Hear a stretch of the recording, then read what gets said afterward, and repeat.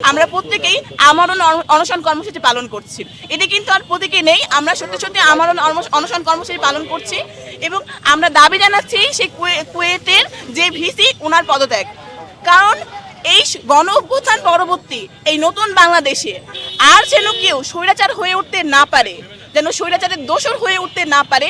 ফ্যাসিবাদ হওয়ার চেষ্টা, ফ্যাসিবাদী শাসন ব্যবস্থা কায়েম করার চেষ্টা করলে কিংবা ফ্যাসিবাদের দোসর হওয়ার চেষ্টা করলে সেটির পরিণাম ভালো হবে না। এবং আমরা যে জুলাই গণ অভ্যুত্থানে আন্দোলন করলাম, এই যে 2000 আমাদের ভাই প্রাণ দিল, এই যে নতুন করে যে ফ্যাসিবাদ তৈরি হওয়ার যে পথ, এটি সুগম করার জন্য কিন্তু নয়। আমরা সবসময় চেয়েছি যেন নতুন করে কোনো ফ্যাসিবাদ তৈরি হতে না পারে। কুয়েটের যে ভিসি উনি শিক্ষার্থীদের ন্যায্য দাবি কিন্তু পূরণ করেনি, উনি কিন্তু ফ্যাসিবাদকে প্রমোট করেছে, উনি সন্ত্রাসবাদকে প্রমোট করেছে। উনার মতো যদি ভিসি সবগুলোই হয় তাহলে দেখা যাবে শিক্ষা প্রতিষ্ঠানে আগের মতোই কিন্তু যে সন্ত্রাসবাদ ফিরে আসবে।